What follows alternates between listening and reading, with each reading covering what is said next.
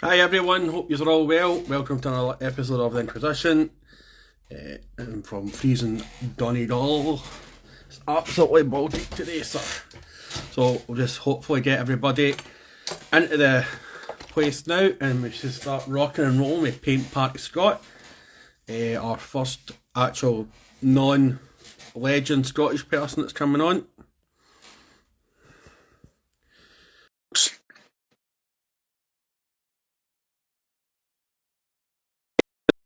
Staying hey Dasmal, hey Whoppy, how's LVO mate? You looking forward to...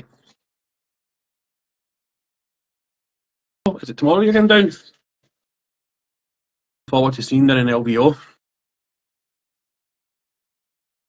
As usual. People.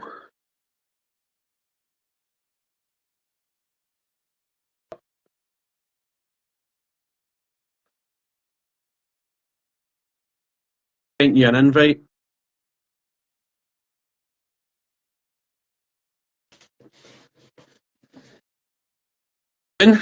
Mr. Bond, I've been expecting you. No, I should have got. In fact, I'm going to pull out, man. I can't see you, which means my app is slightly out of date. I'm going to quickly pull it and pull straight back in again. Well, your camera's gone off for me, which means I've not updated No worries, my. bud. One second, No worries. right? Paint Party Scott's left. Right, Simon. I've sent you another invite, Simon. Rotate. Accept that. There he is there. The web fingers. Self.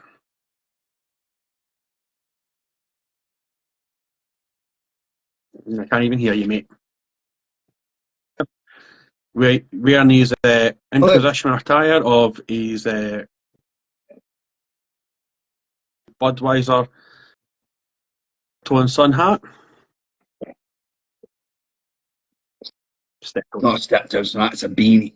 You just put your hood up like you're indoors. Don't tell me it's not cold there as well. You know, us Scots, we're hardy people. Like, we just love it having ours. You've got a jacket on with a hood. You put your hood up. I'm shy about my hairline. Casey has been his usual late self. It's because it's cold. Well, I was here on time about to come off because I couldn't hear you, sound kept coming off. You didn't get my request, Right so there, I came off party. and came back on again. There he is there. Mr. Bond. I've been expecting you. You doing, mate? Gentlemen. Hello. Yeah, not too shabby, not too I'm shabby. good, lads. How are How's the weather in Bonnie, Scotland? Yeah, no, what? Chilly. Tree chilly at the moment. We were threatened with snow and end of days and Fenrisian glaciers rising from the depths. And then there was a light flurry and it fucked off 70 miles away. So Yeah, very disappointing. we had a light flurry yesterday as well, and then it pissed off. But we were told it was going to be 4x4s and snowplow time. Yeah, it was like, how much? Scotland, like, I like this time of year in Scotland because then all the British come out with their stupid names. Oh, yeah. Yeah. Like, Gary Gritter. That's all we got. Gary Gritter. Yeah. The Britney Spears, all those classics. How you? Finally, a proper Scot on the Inquisition. Whoopies in there straight away with the shade. Right. See, since Sam got 13,000 followers, it's just Billy Big Balls just roaming around, throwing it. Billy Big Time. It's like Simon here. Once he hit 15k, like it's just like he expects red carpet treatment everywhere he goes now. I do this as part of my charity work. Come on the stream. It's part of my reaching out to the community. It's like I'm one of you. I thought it was part of your community service, but that's just what I heard in the grapevine. That's different. That's when you see me in the yellow jacket sweeping the streets. Thanks for coming on. Ryan, it's an absolute dream to have you on. It's good to see we've got some future guests coming on as well. We've got Sandman Atera who's just joined us there. We've got Leafy Decays who's going to be coming on next month. So it's good for them to see how shite we are at interviewing people. And probably, I think you're the first spectacle wearing person we've had on for a while, actually. We had Pat on at the start of the month.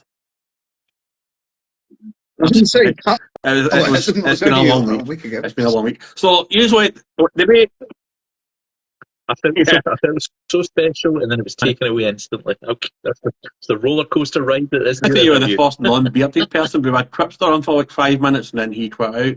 So, but it's all good. Hey, Leafy. So I was just like super duper influencers here with Ryan Warpy throwing shade in the comments, and now we've got Casey. Huzzah! he's only 6 minutes late. On your bingo cards, if you mark off Casey is late, he's 6 minutes late. So I'll let you do it twice. Jesse's got it, and he'll probably end up be working as well, doing overtime, as he calls it. We get Dyson Pigment as well. Good to see you, mate. Yeah, how you doing? Picture of Casey's floor by the looks of it. There he is there.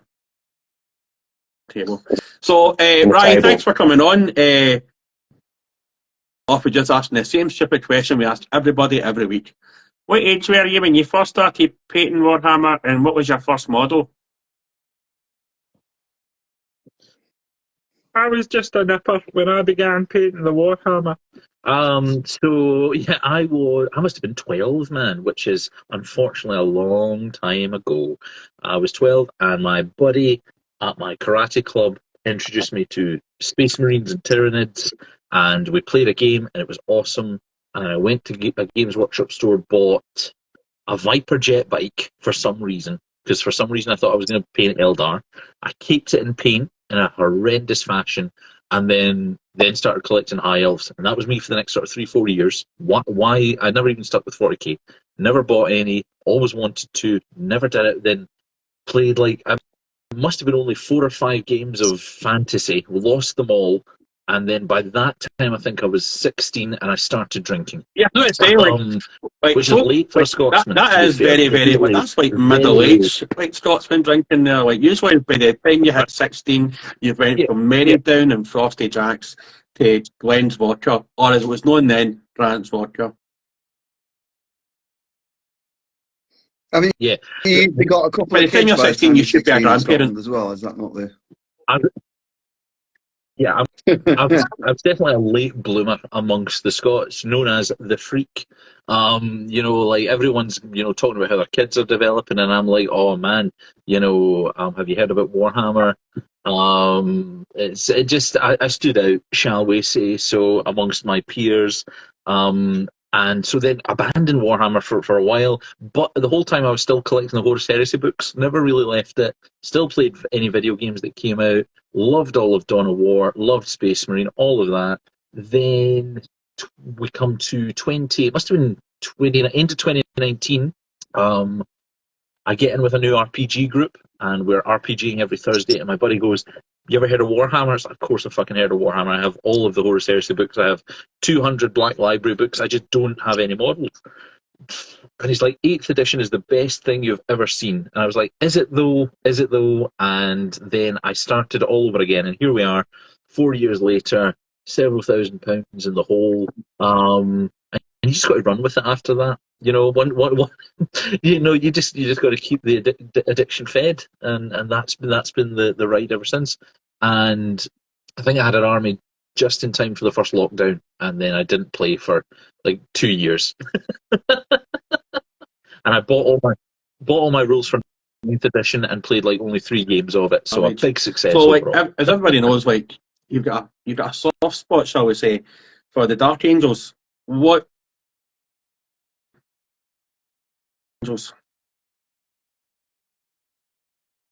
So way back when, you remember White Dwarf back in the late 90s, 2000s, did the Index Astartes articles. And the very first White Dwarf I bought had the Dark Angels in their Index Astartes article. And those were the articles that sort of, for the very first time, expanded the lore of what were then chapters to legions in the background, and Primarch started to grow out of that, which before had just been blurbs in rule books, really. And I just loved that. I just loved that. It was the first one I'd read, and it just sort of spiraled from there. I just thought I always fancy a Dark Angels army. Sadly, there was when I came back to it, my buddy was collecting Ultramarines, so I was like, well, I'm not going to paint Ultramarines the same as him. That's that. I'll go and I'll finally get that Dark Angels army that I've always wanted, and that ride began. And here we are, 11,000 points later. Only 5,000 of which is painted and finished. Just before again, I pass you over to it's Casey, I just want to confirm that it took longer than 45 minutes tonight. Yeah, it should be, man. Casey will your undivided attention. Yeah. You ain't got anything more important to go to. It's had a better offer. So, yeah, carry on from Dark Angels there. I remember those Index Astartes articles. I always thought they were really cool because, I think my journey is much the same as yours. You get into it as a teenager, you dabble for a bit, girls and booze come along, you come out of it, you come back in. And I was always on the White Dwarf still, as always the Horus Heresy books. With that Index Astartes, if I remember rightly, there was obviously it sort of very heavily just Dark Angel, obviously, but you've never been tempted by the Death Wing, Raven Wing, anything like that. You are just purely boys in green. No, I have all three. I have all three forces. You don't do halves. I must have 50 of the old style Terminators. I've got the new Leviathan kit. I basically, I'm glad you'd synchronized this interview because it will be an appeal to all your viewers that I need that box that's coming out this Saturday. I need the box that's coming out this Saturday so bad. So yeah, I have a Ravenwing contingent. I have a Deathwing contingent. I have, say the split would be 3,000 points of Green Wing, as you would call it. Just a mix of Primaris and Firstborn, and then maybe 2,000 points of Deathwing and about 1,500 of Ravenwing. But my Ravenwing is a little underutilized and underpainted. But I have most of the unique Dark Angels models. I think I'm only short old Asmodai. I never bought old Asmodai, and now there's new Asmodai coming out, so I'll probably just leave that. I think I might have an old Asmodai lurking somewhere. If I come across it, I'll let you know. But yeah, with respect to the Dark Angels, have never been tempted by the 30k versions of them, or you just purely 40k? I have some of them as well. I've not actually went and painted them. This is just a sort of. I feel like this is now turning into a therapy circle of just Ryan revealing his problems. Yeah, I've taken the cocaine, I've taken the amphetamines, I've taken so just a confession circle. So I have the unique Dark Angels Terminators, the for 30k. I think they're Inner Circle. No, so there's Cenobium Knights. I don't have the companions. I have a Dark Angel Praetor, and I have a spare. I have two of them. I have one I converted into Belial for Deathwing, and one that I've left just as is that I still need to do. But they're sort of hovering there in a 30k background. But I've been painting Space Marines straight for 4 years now, and I'm still doing it. And I don't want to just dive right back into more Space Marines. I'm trying to. It still counts as Space Marines. I've been trying to get an Emperor's Children army off the ground since about a year and a half ago, which is still more Space Marines, I know, but it's spiky Space Marines. So spiky, creepy, sexy Space Marines.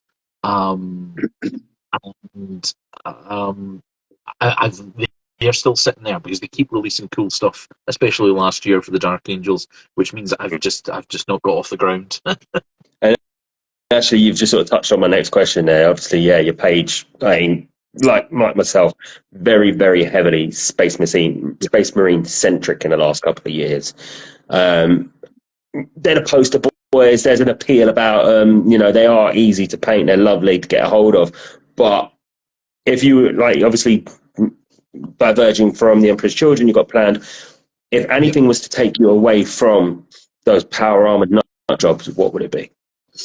It's probably a draw between Tyranids, because everyone loves the Aliens movies, and I can still just sit down and watch any of those at any time. And I know they're not legally, but the imagery and the predatory nature.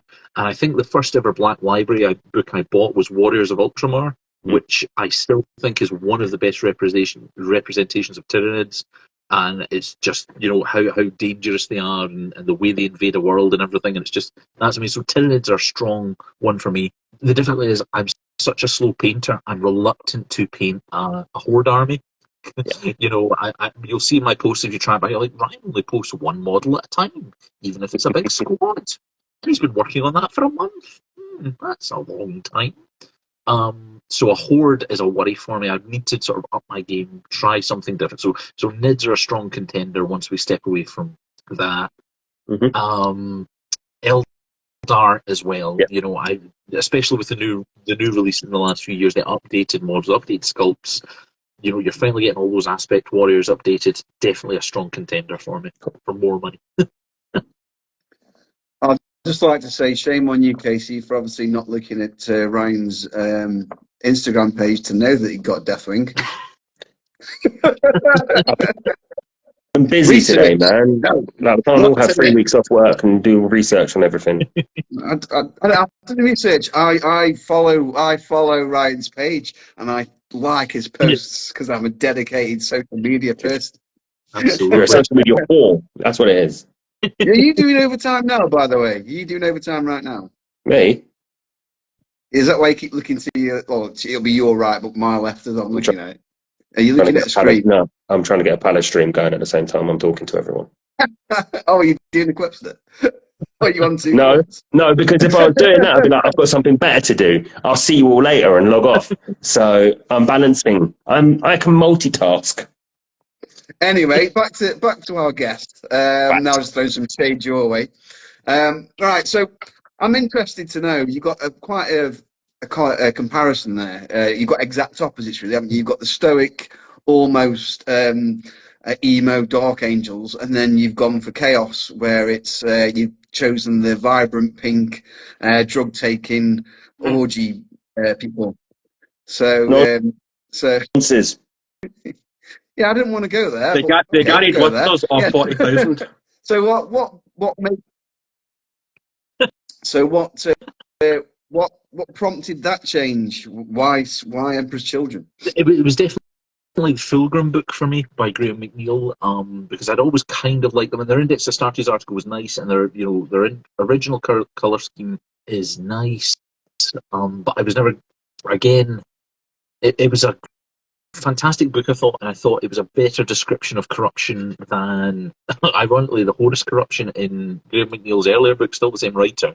So I liked the story of Fulgrim, of the idea of him being one of the greatest, one of the best, but just, wrapped up in his own neuroses to the point that it betrays him. He trusts himself too much. The Primarchs all, think they're so above humanity that they can do no wrong, and they're proven wrong at every turn. And Fulgrim is that. It's the story of all the fallen Primarchs, and even most of the loyalist Primarchs. In some case, they all think they're so above humanity that they can never fail, and it shows them up. And Fulgrim, I thought, was great, and it sort of grew out of that. I was like, I would love to try an Emperor's Children army, and then the colour scheme, the black and pink, was so different from what I'd done. I'd done a bit of black as part of Ravenwing and things like that, but pink and bright colours always intimidated me. The yellows and pinks, I'd not done a lot of that, and so I thought, let's just do it. Let's try it and throw some pink on things. And I wanted a Chaos army anyway. I liked the story, so we'll go for it. And I've bought enough stuff for a 2,000 point army. I've got maybe about 500 points of it painted, but that's been 2 years work in progress. We really need to get some progress in it. It's just, I just really like the lore. The lore is pretty much a driving factor for me. I need to like the story of models and stuff to feel a connection for me, to them. Fulgrim would be the person that would believe that the song "You're So Vain" would be about him. He would believe that song's about him. Absolutely. It's none of all the action sequences and stuff in Fulgrim are great, but my favourite bit is when Austin Delafleur, the sculptor, tries to explain to him what real art is, and and you know, the idea that imperfection creates perfection in and of itself, and that creates a naturalistic idea, and Fulgrim just doesn't have the humanity left in him to understand that, and then just impales him on a statue of the Emperor, you know, and sort of abandons humanity in the process. And it's you know, it's that sort of tale that I really like. And then is punished for it as well. His hubris leads only to his own downfall. He gets trapped in a poo painting, which is just a bad day for everyone involved. So you've got Max Minis and Models, says Ryan, I'm warming up my wallet to get those. Oh, it's just gone off. I hate this. To get those new Deathwing Terminators and a Black Templar upgrade spree. So that does take me on to the next question. Obviously, you're a married man, and you've just said you've got thousands and thousands and thousands of points of Dark Angels, and you've just started Emperor's Children, and you've got, did you say 200 Black Library books, or has it gone up since? It's probably gone up since. I've not counted them in a while. So how does your wife feel about your addiction? I mean, she's cool with it, just it gets hidden in boxes upstairs. You know, it just doesn't go, you know, it's just hidden away like a shameful addiction, like alcohol or drugs, really. You know, I'm not just fine with it. It's just part of, you know, painting. What people see and know about me is I stream a lot, and that's where most people know me from, you know, the late night paint parties that I run. But they're late night. I paint from about 10 at night to maybe midnight, depending on times. So that's when everyone else has gone to bed. All the kids' stuff is done. All the day stuff is done. That's my time for me. And I've always been a night owl, not a morning person. I'm still awake at usually 1 a.m, and I need to be told, go to sleep. And I run on 7 or 8 hours sleep normally. And that's always the way I've been. So, no, she's cool with it, you know. It's just about timing for us, you know, yourself, any parents out there, it's just about scheduling, good scheduling. It's like, if she's out this weekend, I'm out the next weekend, or she covers this. It's just about building it up. But now my girls are now 3, they're getting to that stage where other people can look after them for a bit of time. So I'm hoping to get into a bit of a more regular scheme with a bit more gaming. You know, that was the painting. I've got plenty of time to do. You take a bit, you know, an hour every night. You can get a bit of painting done, no problem. It's gaming that I really want to commit a bit more time to, and that's just scheduling, and we'll work that out as we go along. So that's coming together bit by bit. So a bit more of a serious tone now. So outside of hobby and family, obviously you work for the NHS, and you do a lot with mental health. How do you feel that social media in general really aids or not or maybe not aids mental health? I feel it's a double-edged sword. It's one of those things where I can see the benefits of it, because definitely people are speaking to each other more than ever before. You know, instantly at your fingertips, you have access to a community that you may never had before. Because we go back 50 years, the people you knew were people you met in real life. You know, that's just the way it was. There was no other way to contact people, unless, you know, depending on your social class here in the UK, everyone you knew was within 20 miles of you. And that was probably the way it worked out, if not rarely further afield. And that's entirely changed now. When it comes to mental health, finding communities and finding access to support is easier than ever before, which is great. You know, people can instantly look up information about their condition or their difficulties, find support. That's fantastic. But conversely, people can over-medicalize problems and create problems where there are none through social media. You know, just as much as there's good information, there's bad information out there. And most of the other doctors or medical creators I follow on TikTok and Instagram and all, you know, through my personal pages and stuff like that, are mostly just fighting disinformation. You know, people going online and saying, you know, that classic line, doctors don't want you to know this one secret, you know, eat this beetle and you'll shit for a day and then you'll have the body of Adonis. It's like, but I'm selling the beetle. You know, you know, so it's that is a depressing aspect of it. But there's benefits as well. You know, people can get help faster than ever before, so that's a good thing. Like for me, helped my mental health so much in the last 3 or 4 years. Like as a Forces veteran, like I was in denial for a lot of years about my depression, and like my wife had basically told me, like, you need to get this sorted out, or else, like, there's going to have to a serious conversations going to have to be done, because it was affecting not only my relationship with my wife, but also with my kids and other things. And the painting for me is a very social thing, and I enjoy the painting, and it's helped me immensely. But just to touch back on your Dark Angels just for a second before I go into some other questions that some people have actually DM'd me during the week. As a Dark Angels fanboy, do you not think that what's it, missed a trick of fallen characters and models? You would have probably collected them because that's their natural enemy. Yeah. The Dark Angels' natural enemy is the fallen. Do you not feel as though Dark Angels should have released a range of them? I think so, in some version or some form. You know, I agree with you. I think that if you want to do that, you do a 30k style army, because essentially the same colour scheme. But I think for 40k, you know, yeah, there could be a sub-detachment that's not Dark Angel rules-based, but instead, you know, Luther, for example, is done as a character, or some Marira Astalan, some of the named lore characters, one or two of them, and they therefore make that detachment or make that army. Every time the Fallen have come out in rules, my problem has been the rules are always rubbish. They're incorporated into the Chaos books usually, and they usually have some sort of watered down version of Dark Angels rules. Now, and they're always watered down. They're not very good. They don't blend well with other forces, so no one ever takes them. And, you know, you had, obviously, Dark Angels fans like myself painting, you know, a squad of them here and there, but never, no one ever really got that excited about it. But I think they missed a trick with it. And clearly, I like I'm into it. I know a lot of people aren't, in terms of the Lion's current storyline in it, bringing some of the Fallen back in, but I think there should be a reverse of that, maybe even one box or one squad or some upgrade kit or something that turns a 30k kit into more distinctive Fallen, so that can be an oppositional force of some kind. But, you know, I can't complain. GW in the last year and a half to now, it's the rich getting richer for Dark Angels. We're going to be abandoned for the next 3 years, and that's fine, because we've had it so good for about 2 years now. I can't complain that we haven't got exactly what we wanted across the board. I'm just going to jump in.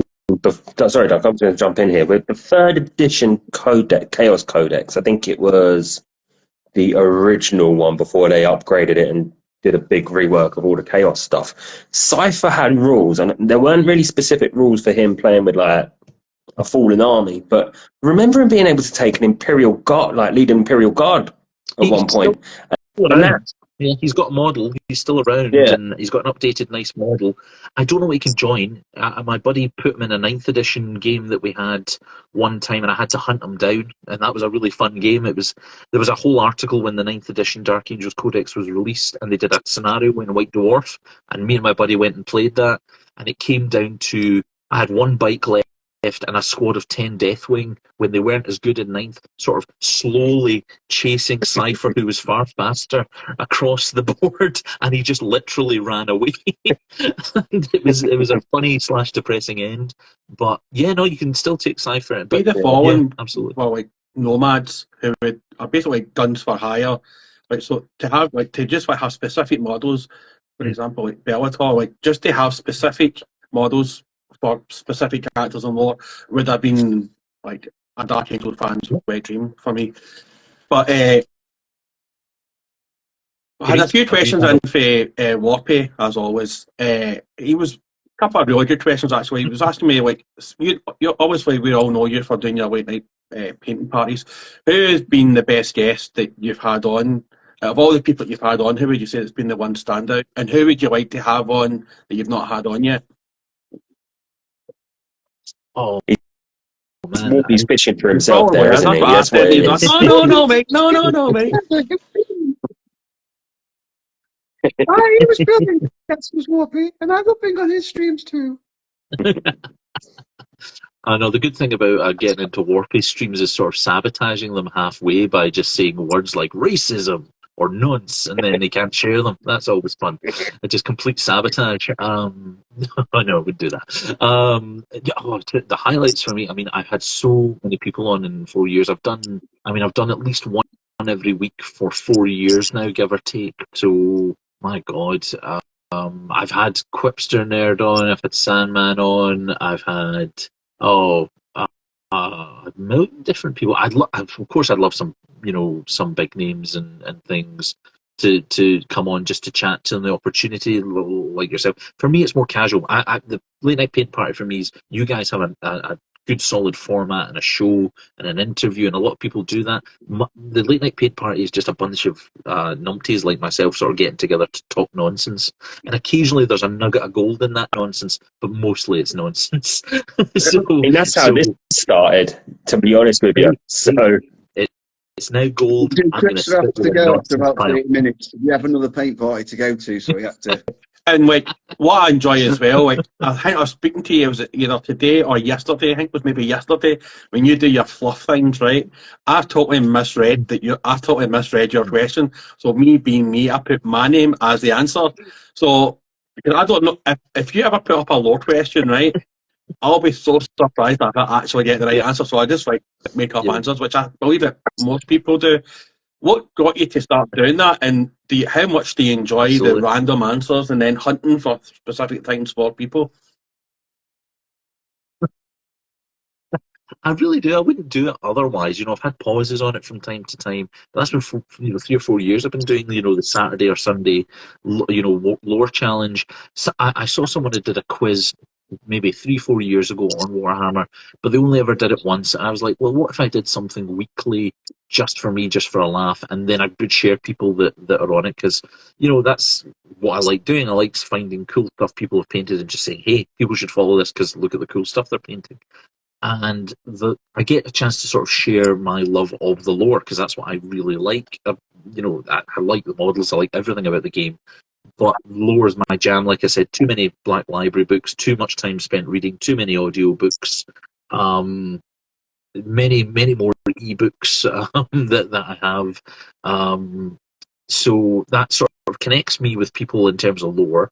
And it's funny because I really like doing it. I like hunting for music that applies to people's models or their answer. I like hunting for random memes and pictures that make sense. People would say, is it okay if I do funny answers? People would mention. I said, absolutely. I don't care. Thanks for taking 5 minutes to put a funny answer. I don't. You joined in. That's fun. I don't care if it's a funny answer or it's you take it completely seriously. Some people come back every week and are spot on and do the right answer no matter what. Other people come on and just bullshit every time, and I like both equally. I don't care. I like that people get engaged and look forward to it and stuff like that. And I've had people message me if I've been running late and stuff like that. Is he doing a lore challenge? It's like, yes, I am. I will do it. I will find the time. The challenge I've found is the difficulty level. There's sometimes I've done niche lore that I know like less than 1% of 40k people will know or have read or have found, and that's when I'm in a funny mood and I'm just like, I'll just see how many people reply, and then I just get a wave of funny answers, and that's fun in itself.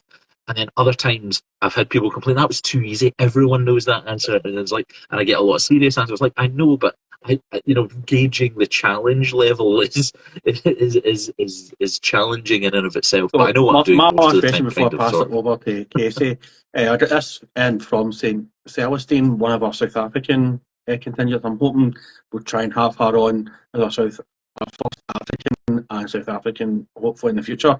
She asked, with the Warhammer TV series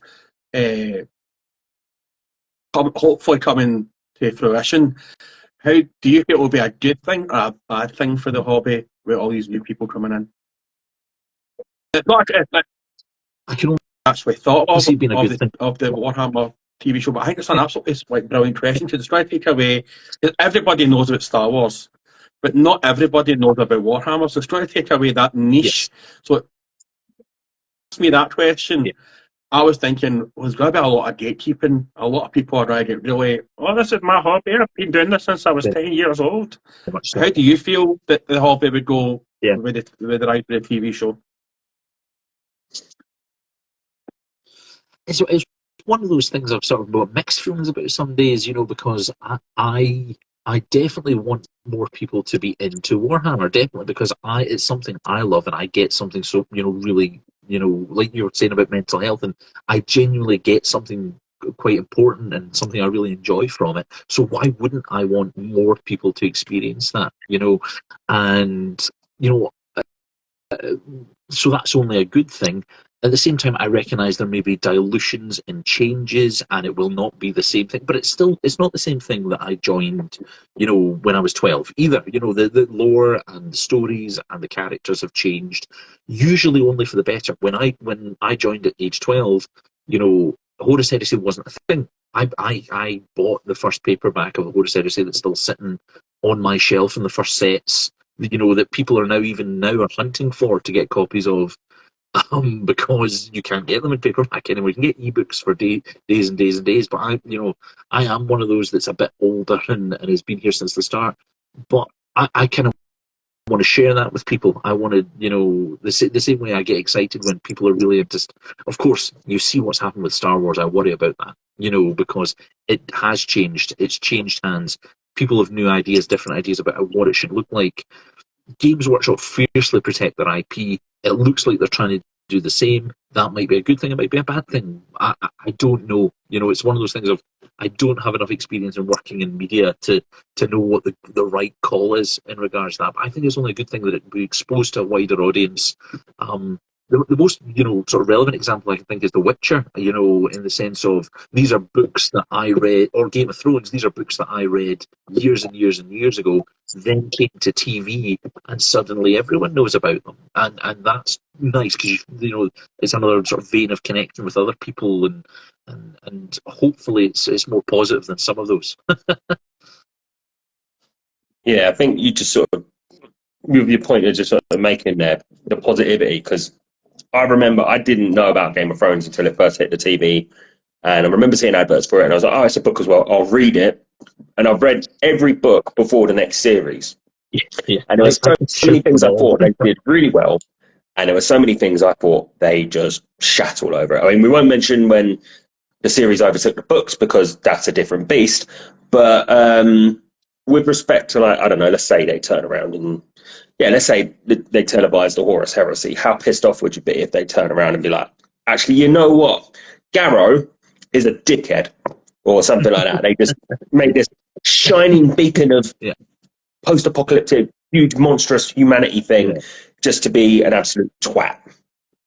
Yeah, it's one of those things I don't know how they'll change it. Like the example of that, you said in the Witcher TV series, there were certain changes made to certain characters that I went along with, and I could see why they were trying to change them. Some worked, some didn't, and that's always the risk when what I get a strong impression of when media like that fails and the creators get really defensive about it. There was a quote I think I saw from, I think it was one of the Witcher creators or something, saying, like TV and film is a different medium from books, so therefore it must be made differently. I was like, I get it, but the story's still a story that can be boiled down to 3 acts and three the characters have development, or they don't have development, they develop in a certain way, so there's that it could be ignored and they could shit all over it, and that's perfectly possible.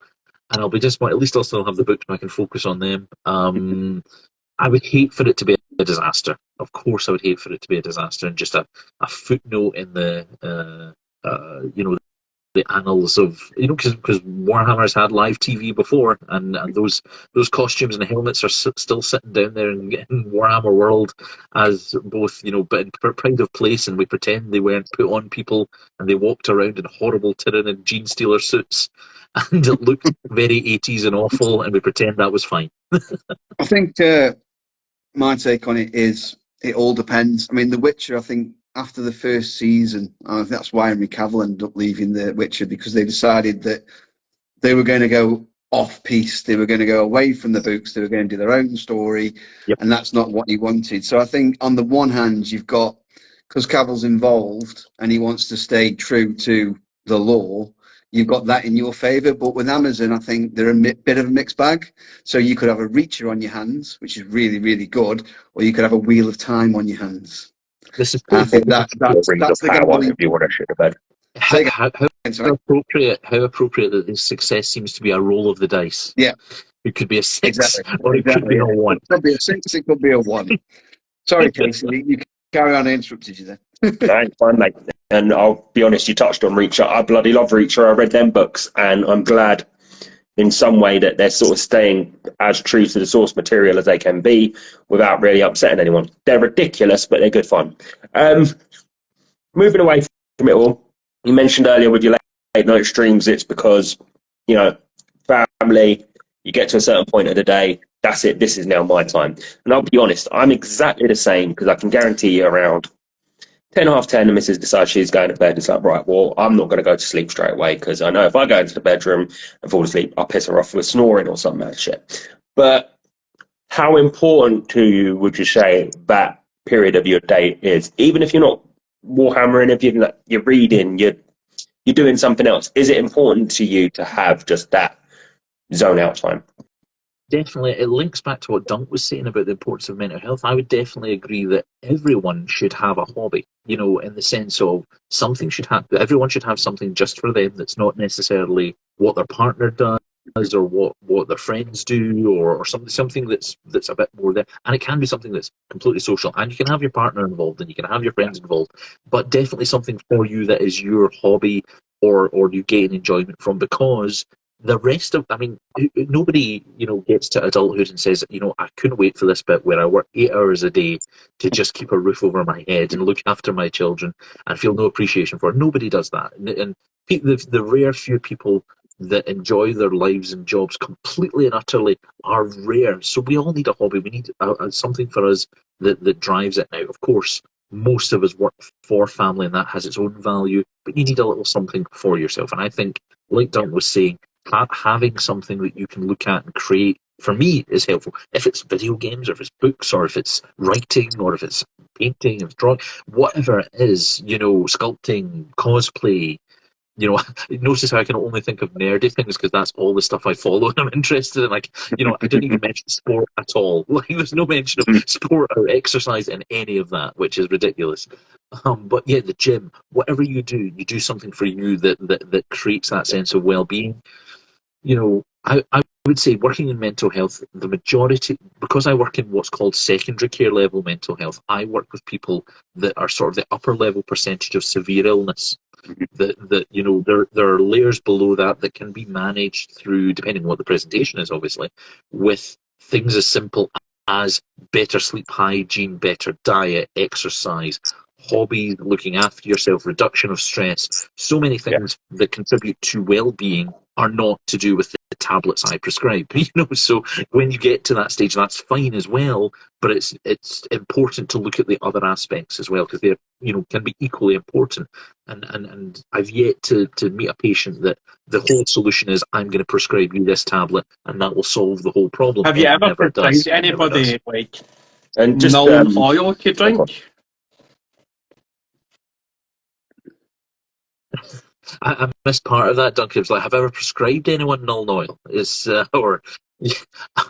No, I've not prescribed null oil because I do that for myself. I've got a sideline on the NHS where I'm filtering null oil to myself, and you know, right into the IVs. I've gone beyond drinking and spilling, and I'm straight into the veins. You know, so that's just what I've got to do. Classic junkie behaviour to stay happy. I'm from Glasgow. What do you expect? That's what we're good at. Tying off straight into the vein. As I've had my own crises with known oils ruining trousers on me, so I'm not going to go down that dark path. With respect, this is something I always ask because I've got a 4-year-old, and you know, he looks at my daddy's toys, as it is. That's what he calls them. They're daddy's toys, and he's interested in them. And he picks them up, and I instantly shit my pants that he's going to snap something. But you 1 versus your 2. How do you like? Do you imagine that at some point you're going to try and like lead them down the dark path of getting them into this sort of stuff? Will you just let it naturally occur, or are you going to just be like, you are now 6. Here's your first squad of Space Marines. Paint them. I think I'll sort of see how it goes. You know, just easy come, easy go with it, and see who's interested, who isn't. If they ask about, like like your boy just said, who asks about it, who's interested. Art, they both love art already. I don't think there's a kid that's ever existed that doesn't want to throw paint around.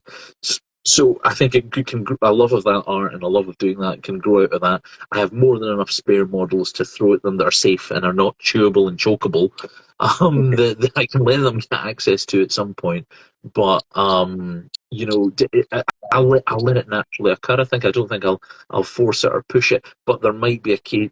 I've already been caught swapping on the TV Gabby's Dollhouse to Star Wars Jedi Adventures, which is the cartoon for the little kids. You want to watch this. You want to watch that. Don't watch Gabby's Dollhouse. It's shit. You want to watch this. So you'll love a Primarchs because obviously you've got the. Did you? Oh, just before we go on to that question, did you get in the queue for the End of the Death Volume 3 or? No, I didn't go for the leatherbound. I've pre-ordered it on Amazon. I don't go near the queue. I sidestep it and just make sure I get a nice hardback copy for going on the shelves. So I didn't even, the whole leatherbound set is beautiful. I've seen it. Follow 100 people that have all committed to buying each leatherbound set, and I would love to own it. Don't get me wrong. I'm a very important man. I have many leather-bound volumes in my library. Look at my library. It's look at is this the classics? Yes, it is the classics. This is called Horus Rising. I would have loved to have them, but just the investment in them, both monetary wise, time wise, and the chance of getting them, given the whole. I don't know how they're going to sort their online systems, because it seems every time they make a change to get ahead of scalpers and queues and bots and things, it doesn't seem to work. Because eBay the next day is, and we were talking about this just earlier in the week. There's, I could get a copy tomorrow for £700. But then we would be going back to the issue of, how does your wife feel about this? I think how she feels about it might change. You could get it delivered to. There was a guy I heard of who bought a army on eBay for £350, and because he was trying to hide it from his missus, he had it delivered to the local Argos, the collect points. Collected it from there, but it's still in his attic because he daren't bring it down because his missus might notice. Obviously big fan of the Horus Heresy books. So we're gonna do a shag, marry, kill with the Primarchs. So shag, marry, kill. Which Primarchs? Go for it.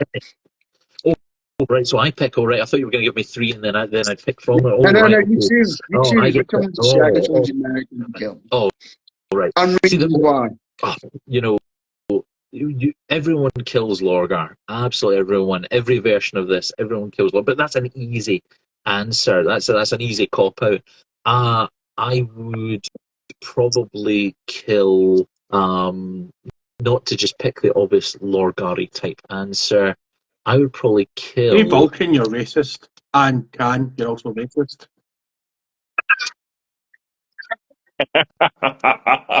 You marry Vulcan. The man is a big bear who will look after you and hold you in his big warm arms. Let's be honest. He's straight up and down. That's a given. Definitely. Shag the lion because I'm jealous of that beautiful blonde hair.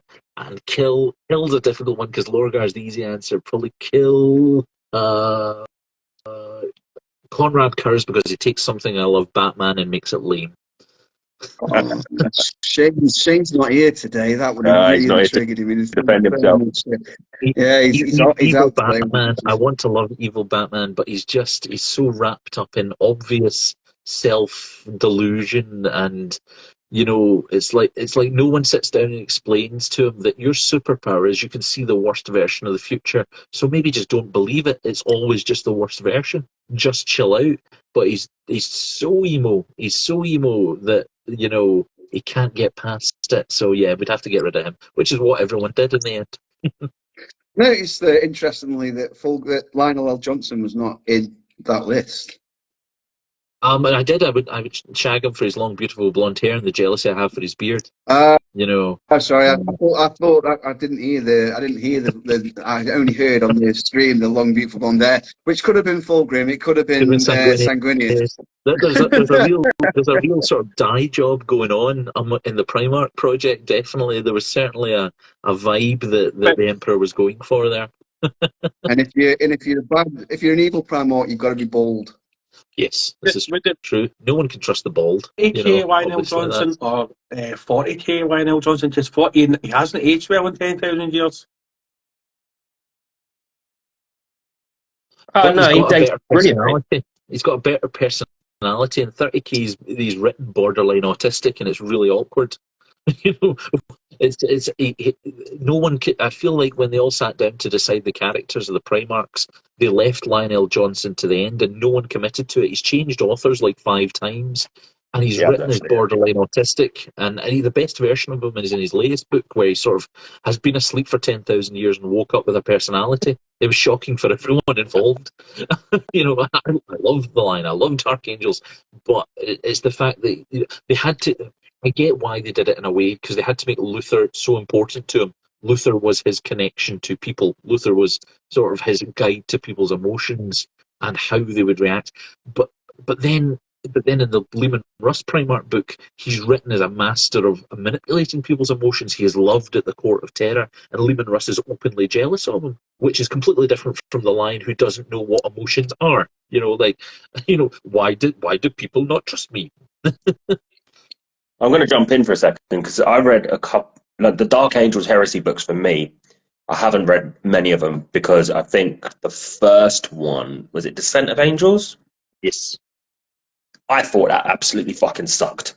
And I just felt like it was really badly written. And like you're saying, the characters were just a bit like, what do we do? And you just go through all this big thing, and then right at the very end, drama, there's a bomb on the ship. Oh, did Luther do it? Off your buck.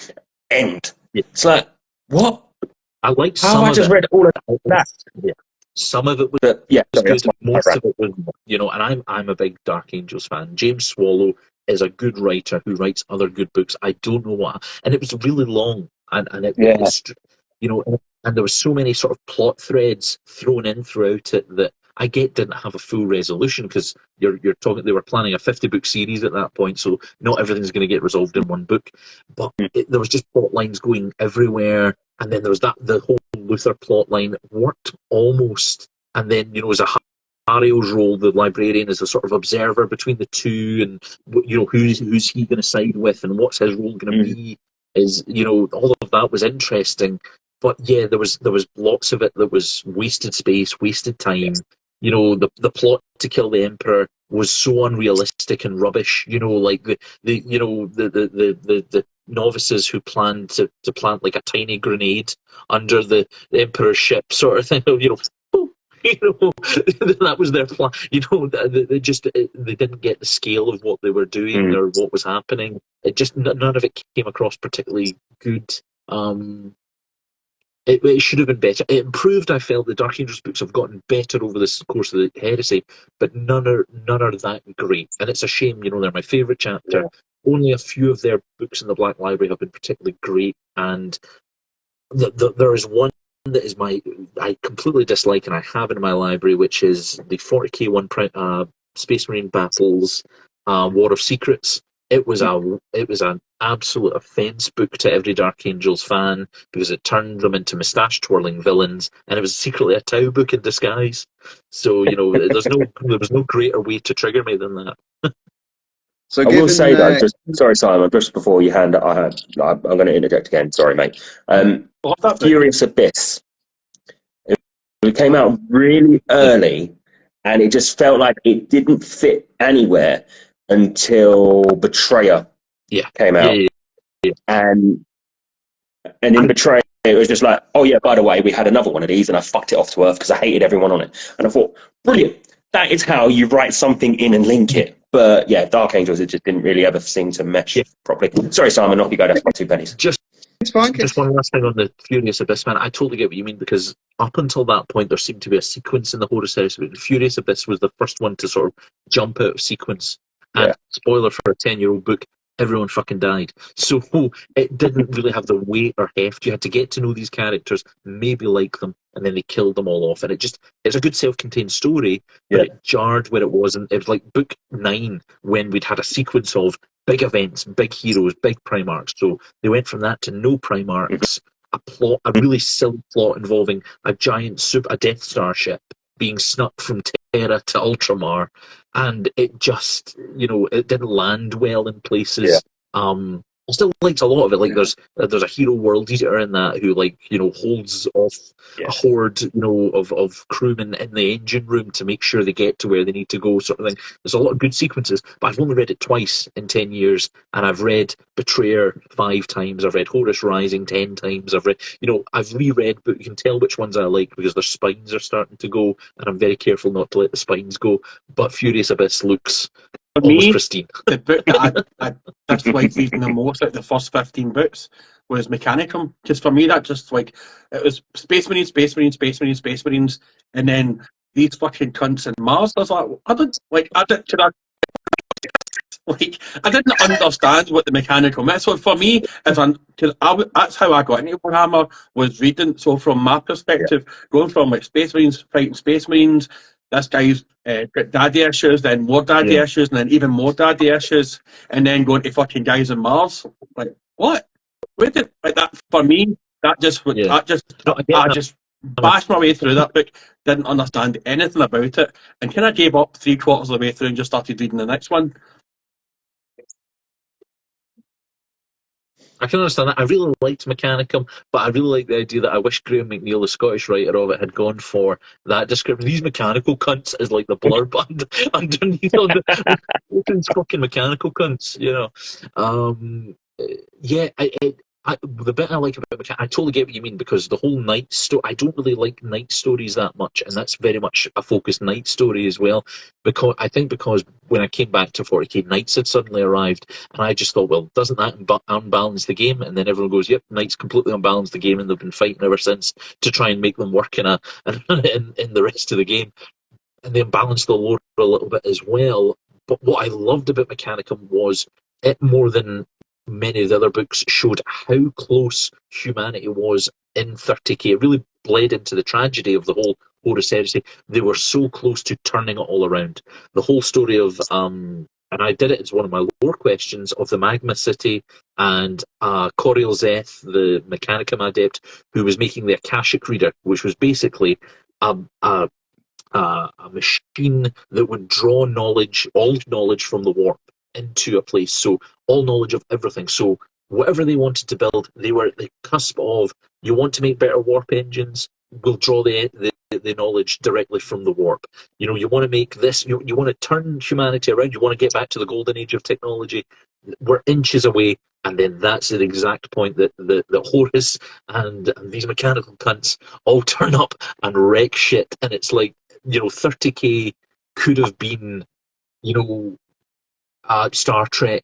Not that I want that, honestly. I prefer, but it was like this was the potential of humanity again, almost making it to the finish line, just like the Emperor almost makes it to the finish line of something better, and then Chaos absolutely shanks it in the ribs, and it's funny. So, given your love of the books, obviously, did you ever read the Deathwing book, which was the first book that came? It predates Black Library, that originally did the Dark Angels lore. No. Okay, I have got it. I managed to get it just last year in a big collection of ebooks my friend sent me, but I've not got round to reading it. He had this big pile of ebooks and he was like, do you want these? I was like, yes, please. And it's there in it, so I do have it, I've not got round to reading it. So originally, back in the days of Rogue Trader, Dark Angels had Native American roots, and that's where the Deathwing came from. That's why they painted their armor white, because they thought they weren't going to come back from a mission. Do you feel that they should have stuck with that, or are you happy with where the lore went? I'm happy with where the lore went, because they went for a more Arthurian knight model, and they changed the lore. Like, we were talking about how the TV show could potentially change the lore. I think that I'm okay with certain moves in certain directions, because it's funny that certain cultures are safe to appropriate in media, if that makes sense.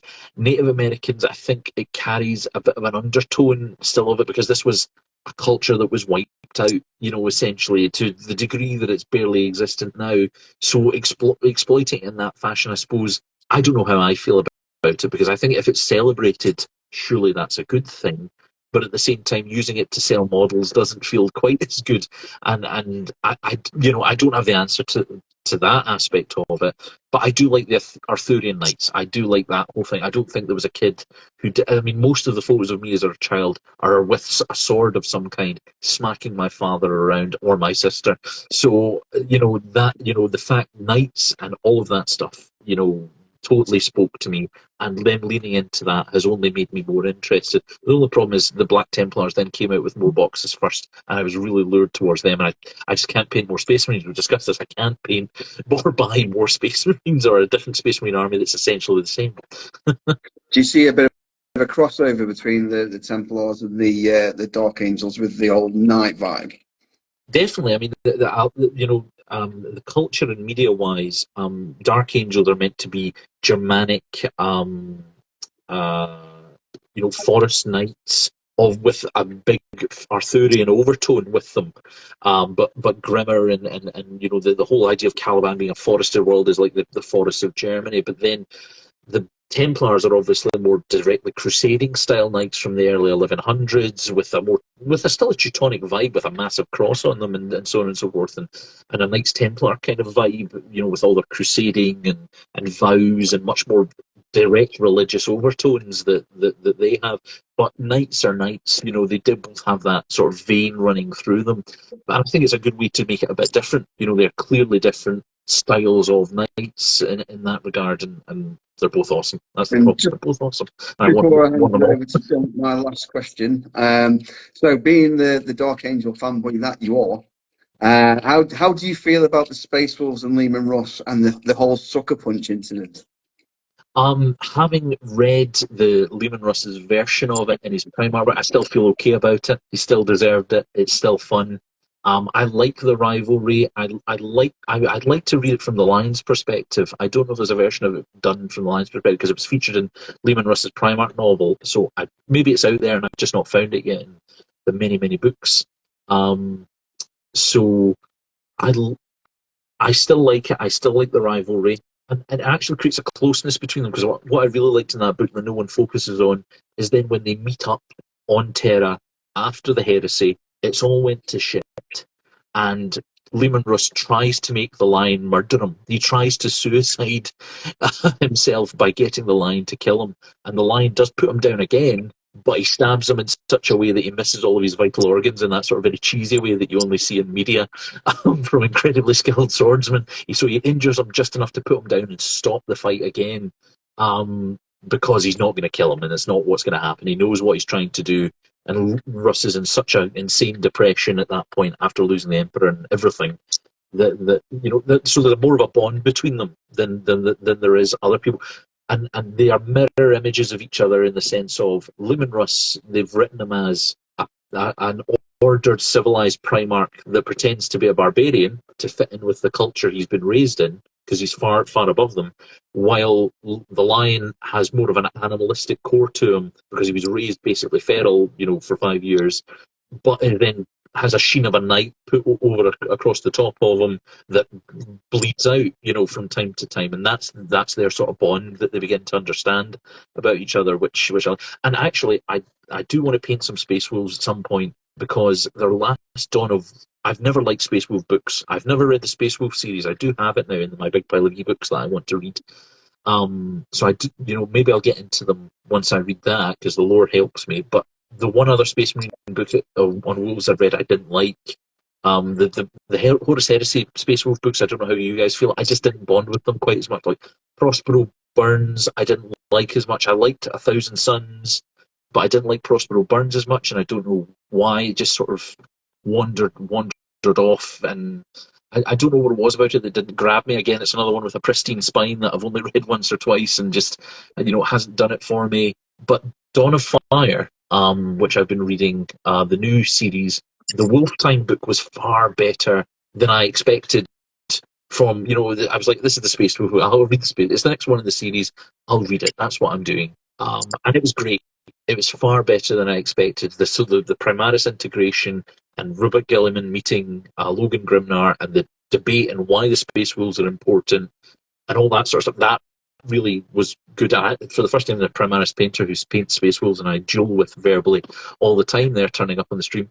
I was like, I would paint some Space Wolves now. And so it just shows you that if you read the right story and it speaks to you, something that's not interesting can become interesting. So that's weird. You are that was a very long answer. You are getting a bit of shade in the chat. So you've got Max Minis and Models. He's basically saying, so you're saying Templars do it better.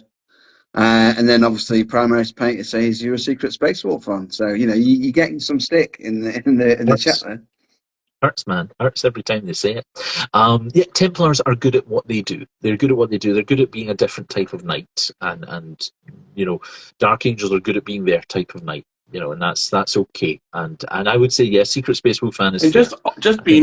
on being a Secret Space Wolf fan, see if you are a Secret Space Wolf fan and you live in Leek or the surrounding areas, then you should jump down to Boltstorm Wargaming. We can buy all your bolts, storms, wars, and games at knockdown prices. So, just to I thought, what I was going to say about stupid like I've done. I've got one question about Warhammer, and then I'm going on to some questions that aren't Warhammer related, more about you. Get to know the man behind the spectacles. So, we all know that Big E, right, has a facade of what we see him as or what people see him as, and Rabuti is probably the only person that's seen him without his mask on. So, in your interpretation of what you think and what you know, what do you think Big E looks like?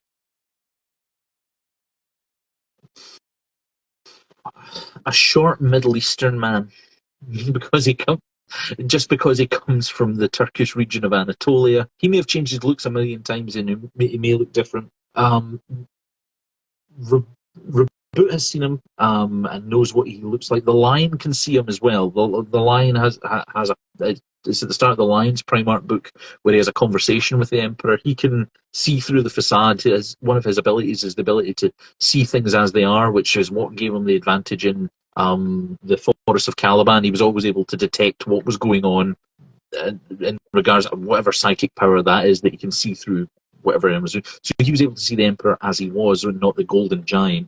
So I would imagine he's just a short Middle Eastern man, sort of about height. Him and I always wondered if he looked more like Malkador the Sigilite in a different way, because, an old hunched man. Because Malkador, while a perpetual, looks old, but is that a facade they create to create, a sense of age and wisdom? Because John Grammaticus and other perpetuals look younger, and is this a choice they make to look older? So that's the sort of image I have. I know the Sisters of Silence could see him as well, and they comment on it in, I can't remember what book it might have been, Master of Mankind. They all walk past him going through the portal under the Golden Throne, but the light means they can't see him properly. The amount of golden light that's there. So, I mean,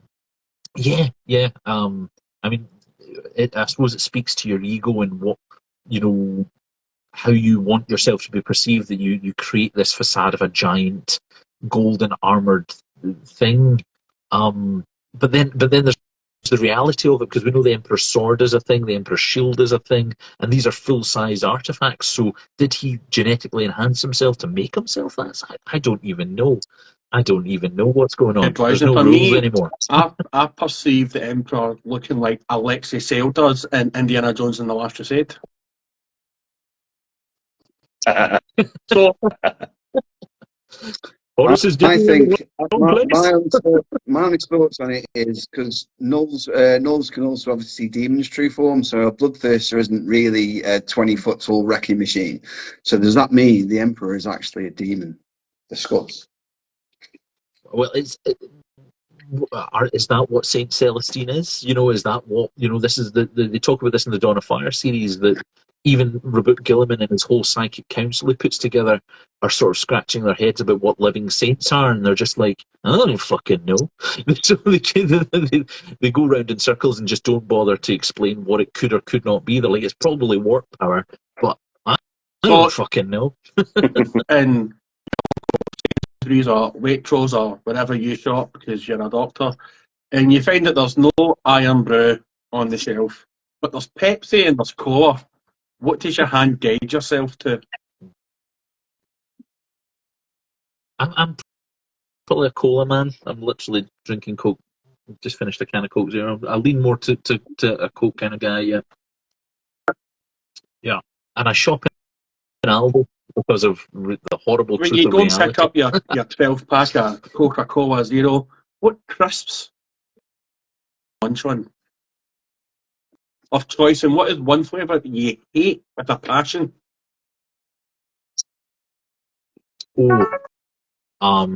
Probably Thai sweet chili Walker Sensations, or something steak, sort of, whatever variant of steak option, steak flavored, because those are top contenders for me. And what do I avoid? Or would I have Doritos? I'm just getting hungry now. I've not had dinner, so I'm now just going off on a food fugue. Get some dip maybe as well. Maybe we'll have maybe some. Anyway, what would I avoid? Avoid like the plague. But onion rings, like my girls eat like They're onion brilliant. rings, like those really cheap crisps and stuff from time to time. Everyone else loves them. Everyone else loves them. Everyone else loves them, man. Me, I don't know what it is. I like onion in things. I don't like the taste of onion by itself. Like onions in curry, onions on a burger, onions on other stuff, no problem.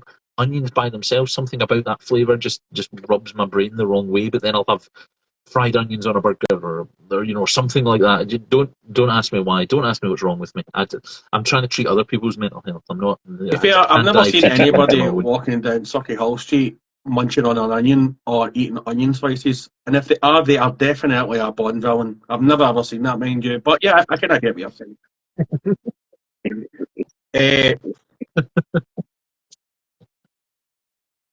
I'm actually going to pass over to Casey because I can't actually remember. That fucking link just totally threw me there, so I'm going to actually just pass over to Casey because I don't actually know what I'm going to ask now. Looks.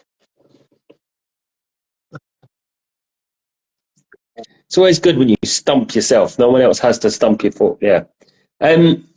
So thinking about the future for yourself with what you're doing, where you want to go with everything, because this is something I've been sort of doing is recently is taking stock as the stuff I'm painting. Do I want to challenge myself? Do I want to push myself out there? You've got one thing. If you anyone Games Workshop knock on your door tomorrow and say, right, you can have one model absolutely free as long as it's not something you regularly paint. What is it? Probably one of the Horus Heresy Primarchs, because it's a fear for me to go back to resin models. I had a bit of a bad experience with a Leviathan Dreadnought in terms of how difficult it was to put together, a full resin model back at the time. Didn't prep it as well, and it was a bit of a. I'd love to have another crack at them again, but then I'm fearful because they're such lovely models, most of them, that hate to wreck it in the process. Which which is why, even though I love Fulgrim and his whole story, and the Fulgrim Ascended model is beautiful, I've not went and got it. I wouldn't use it. I couldn't store it. But I want it. I really, really want it.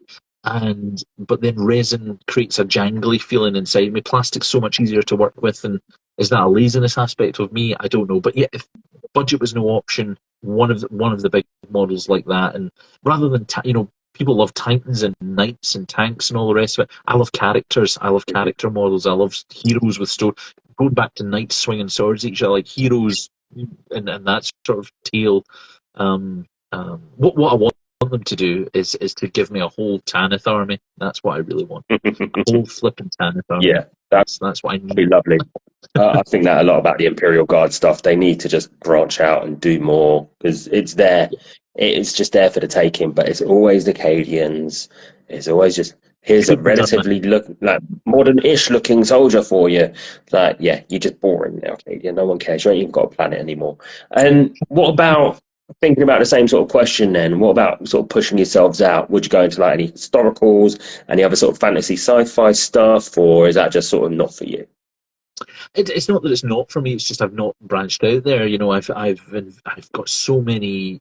I want to get rid of my pile of shame. Not rid of it. Just I want to focus on it. You know, I 6 months of last year, I put myself on a no buying new models purge, and I said, well, when it gets to 2024, I can buy new models again, which is convenient.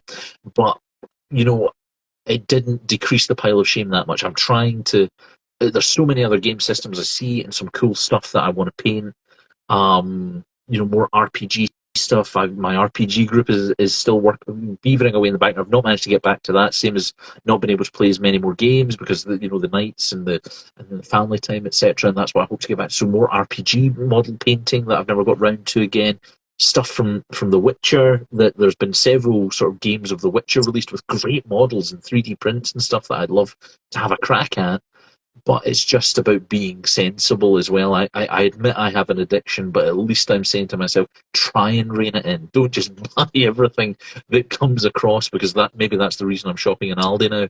I'm the only doctor shopping in Aldi. Nothing wrong with Aldi. I love a bit of Aldi. Can I just interject? That's what it's Primaris painter Nubicron in disguise, because the amount of shade that's been thrown here is the exact same shade that Nubicron throws every single week.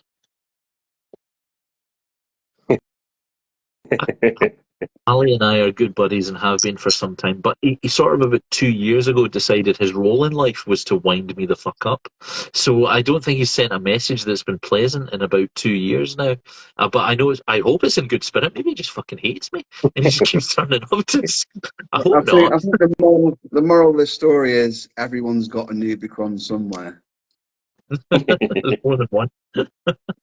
See, the way my circle of mates work, if we're being nice to you, something's wrong. But you know, that's just us. We're constantly taking a piss, and we work better for it. So don't worry. He probably really loves you. That's what it is. He's just finding it hard to display it.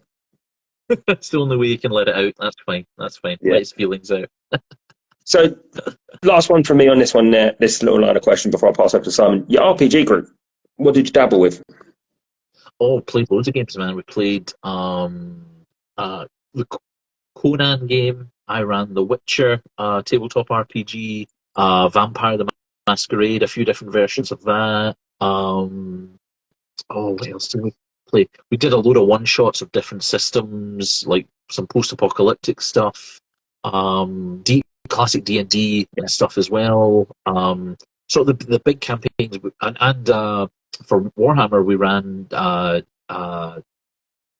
Deathwatch. We ran Deathwatch, which was the RPG upgrade to the old, not Rogue Trader one. It was like an Inquisition themed RPG originally, and then you had, and there was, I can't remember the name of it. I can't believe it's gone.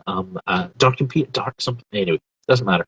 And then you got the Deathwatch bonus ones on top of that. And then you could make a squad of Deathwatch Space Marines and stuff, and build it from there. And we had some great, adventures in that. But that was pre-COVID. I've not been back to them since pre-COVID. I'm still in their WhatsApp, and I still chip in from time to time. But they've gone off to new adventures. Dark Heresy, Joker's Mark, knew it there. Yes, Dark Heresy. Cool. Hope you guys like. So following on from the crisp question, I have a follow-on question from the crisp question. So you're getting a bag of crisps, but you go into Tesco, you're having a meal deal. What's your meal deal choice? If it's the festive season, it's any of those turkey combinations, man. I love, November, December time is peak sandwich time for me. I'm there with your pigs and blanket sandwiches and your bacon and turkey combo sandwiches. Most of the time, otherwise, it's like your chicken bacon combos or a few different salad combos and things. I'll take anything in terms of a sandwich, but festive season is my peak. Yeah. So, what snack would you pair that up with, and what drink? Embarrassing. It used to be a nice diet iron brew most lunches, but definitely since I had kids, more Monster, more caffeine. Pacific Punch usually. No, the one that looks like a pirate's tattoo. I can't remember the name of it now. A lot more of that in the last few years since I had children. A lot more sugar and caffeine. And then bag of crisps. If we don't have our Thai sweet chili there, maybe some hula hoops. They're always a classic, and just a wee bag on the side. Steak hula hoops, barbecue hula hoops. Yeah, good options. And I'm going to resurrect an old question because I recently watched yesterday the movie about everyone forgets the Beatles. Dunk's Dream. Everyone forgetting about the Beatles. So I didn't remember how many bangers the Beatles actually had till I watched that film. Yeah. So Beatles, yes or no? Oh yeah. Do you like them? Yeah, I love the Beatles. Love the Beatles. Sorry, Dunk. Yeah, no, I love the Beatles. I'm a Beatles fan. Yeah. I'm not going to hand you up to Dunk now. You said you like the Beatles. We can't ask one of the three hidden questions without asking the other two questions, I feel. So I feel as I'm going to have to ask the other two questions. Oh, 1 second, guys. Sorry. Okay. Pitch invasion. Just no Warpy's child where it's coming in with a Nerf dart up his nose. There, mate, that was fucking classic. Look, he loves the Beatles because he's from Liverpool. I thought he was Scottish. What's this? From Liverpool. I'm not from Liverpool. People. Right. Hold on. Oh, he's back. He's back. Caffeine and crisps. No, I can't do that. Because Simon opened up the floodgates of questions of bygone year, I'm going to have to ask the other two questions now. So the first question is, It's Fildrum as a nonce. Oh man, bad times. No, well, probably in terms of if you we just don't talk about how far the Emperor's Children and Slaanesh worshippers breach the realms of normality because it doesn't make good media content to enjoy. Would you believe it's just people don't want to watch that sort of stuff? Some do, and that's why there should be jails and large institutions. But we're all yeah. Next question. Another question would be: are you pro female Space Marine or anti female Space Marine? I'm sort of neutral on it as long as it's lower changes and as long as it's done well. I don't know if Primaris was done that well, so that gives me pause. I don't mind it now. I love the new designs most of the time, but as long as things are done well, the time to do it was Primaris Space Marines. They missed that shot. The same as with the whole Stormcast revamp thing and making it male and female. If you were going to do it, you should have done it then, and gone the whole hog and just ran with it. If they did, I think it takes something away from the Sisters of Battle, though, being their own unique force. If it's just there's more, but then people complain, oh well, but Space Marines are the lead faction. It was like, but Sisters of Battle don't need, to be just Space Marines. They can be their own thing. Neutral on it. If it happened, I reserve judgment to see how they do it. I actually was watching a YouTube video this morning, which had an interesting point because he was talking about Warhammer lore, how much he loves it, etc., etc. And he was talking about female Space Marines, and he did bring up quite a good point, I thought, where he said that even though the Space Marines are the poster boys and they're at the forefront, and people want female Space Marines, Sisters of Battle, compared to Space Marines, are incorruptible. Whereas obviously Space Marines are, because we've had the Horus Heresy, we've got the Red Corsairs, but so in a way, Sisters of Battle that tier above Space Marines that you can't corrupt them, but no one ever asked for Brothers of Battle. Yeah, it's one of those things that I don't know if there's a right answer to it. You could make an argument both ways. That could be convincing to the right person. It's not being Brothers of Battle because they're incorruptible as well. Yeah, but Misters of Battle. Space Marines are corruptible, though, aren't they? And like their Sisters of Battle are more pure. Their faith is unbending. And what he was saying is, no one ever asks for because you've got Inquisitors, which are basically humans in power armor. So theoretically, you could have men in power armor that aren't Space Marines, but no one ever asks for those. And I thought it was an interesting point he brought up. That was all. Yeah. Reality is they're just a bit boring, aren't they? Oh, we're uncorruptible. See, Oh, look at us. for me, the one thing that a Sandman of Terror, this question privately yesterday on my break, if anybody from my work is watching, Tivik had explained a bit more, and there's not really been an answer. I've read quite a few of the Horus Heresy books with how they managed to dreadnoughts would side, wouldn't side. Now I know we had that Emperor's Children dreadnought that sat there for a couple of thousand years, was picking his arse and waiting for Fulgrim, and then managed to persuade a couple of thousand suns to detonate a bomb to try and blow up Fulgrim.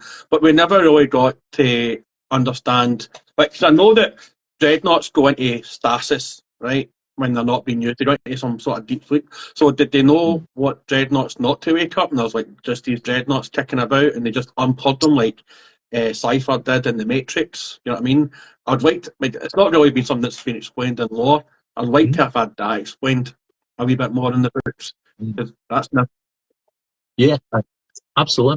And I would have liked to see a sequence where, like, you have an adept running down the vaults of the dreadnoughts, pumping scrap code into the machines, and just having them all go absolutely nuts. Which is why the Chaos dreadnoughts are all absolutely insane. And then all of them went, or there's some that they didn't know if they could trust Light Rylan, or they had to get rid of him and send him down with the loyalists, etc. But the rest they could just manipulate. You can just dump a load of scrap code in and make sure that they're definitely on your side. They're more manipulatable and malleable in that sense. That's the thing that's not really addressed with Space Marines, is how hypnotherapized and controlled they are. Which there's a nice sequence in one of the Dark Angel books where Asmodai and Belial have a disagreement about the movement of Cypher when they capture him, and it comes to blows because Asmodai wants to use Cypher to track more Fallen, and Belial makes a swing for him, and Asmodai, as a chaplain, utters a code word that paralyzes Belial, because chaplains basically have these secrets that they can just switch off, on and off the hypnotherapy that other Space Marines have. So, yeah. It's sort of if he says the right combination of numbers, Belial shits himself. It's that sort of thing you don't talk about with chaplains do that. I hope they're just a bit bored between battles and they just walk around saying, "Oh, isn't the weather nice?" And all the brothers in the chapter just shit their pants. That'd be fucking great. One of the questions I actually forgot to ask, which is when I did that stupid link to fucking Bullstorm Wargaming, which isn't stupid but isn't leak. What do you do when you're not or reading lore? What do you like to do in your downtime? Other downtimes, play a fair bit of RPG video games. I'm an old PlayStation whore 1 through 5, and I just got myself a PlayStation 5 at Christmas, and now I'm playing Cyberpunk again for the 400th hour time. Instead of doing a completely different playthrough, I'm once again doing a katana and pistol playthrough, even though there's 10 other ways to play that game. I should probably try one of those. We have had a question from the chat. It's a bit tongue-in-cheek, but I'm going to read it out. So, Ash, to Lord of Chaos. Question for Ryan. Who is your favourite hobbyist, and why is it to Lord of Chaos? Oh, I couldn't pick a favourite hobbyist. There's so many cool people out there. And so many people that join in, and so many amazing painters at that top end. My favourite painter hobbyist is Demon Rich, in the sense of any model he puts a paintbrush to is unbelievable. Richard Gray, but hobbyist people, there's so many cool guys. To Lord of Chaos is a cool guy, despite the things he says and does. And then we've got back into Warhammer. When are you launching your OnlyFans? It's available now for $5.99, and it's mainly feet pics. Guys, I'm going to have to call it time there, because Anesh is calling me upstairs to go and watch.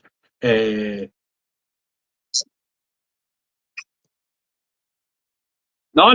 Oh, is that code? If you said traitors there, I'd be like, "That's perfect," but you've missed it. We understand. We get what you mean. I think I've split up a deep clean out for the pegging session that happens during, because that's what we do, and that's what we do in Ireland. Good luck. And on that note, I have Ryan, already found- before we go, where can people find you if they don't already follow you? If you don't already follow me, you can find me on Instagram at Paint Party Scott. I'm also on TikTok. Again, I think it's at Paint Party Scott as well. And I just basically post both stuff across there, and it's usually all the same stuff. And anyone can follow me. I'll always follow. The only reason I don't follow people back now is I reached the maximum limit on this account. I can't follow any more people. I maybe need to start a whole other account just to follow more people. You two guys before we go.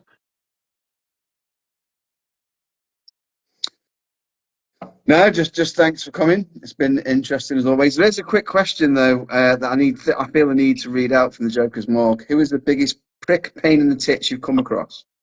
Oh, I can't talk about that guy. He upset a lot of people. He stole money from friends, and he periodically still emerges on Instagram and pretends to be my friend. So let's not talk about him. We've had a lovely conversation this evening. How dare Let's you not bring make it that? dark. Wasn't me, that was a chat. I didn't bring that up as a chat. But yeah, thanks for coming. Casey? No, nothing from me. Thank you very much for joining us. It's always appreciated that you give up your time and your evening pre your own personal time in the night. So thank you very much. Oh, no, I appreciate Thanks for coming on Yes, again, thank you Ryan. so much for having Thanks me. to everybody who's joined us, who's interacted with us on the chat. If my son's speaking to me today and possibly tomorrow, I've not wound him up too much tonight, it'll be uploaded on our YouTube, and I'll post a link tomorrow or whenever my son feels the need to do it. Have a lovely night, folks, and see you next week. Love you all. Bye-bye. Lovely.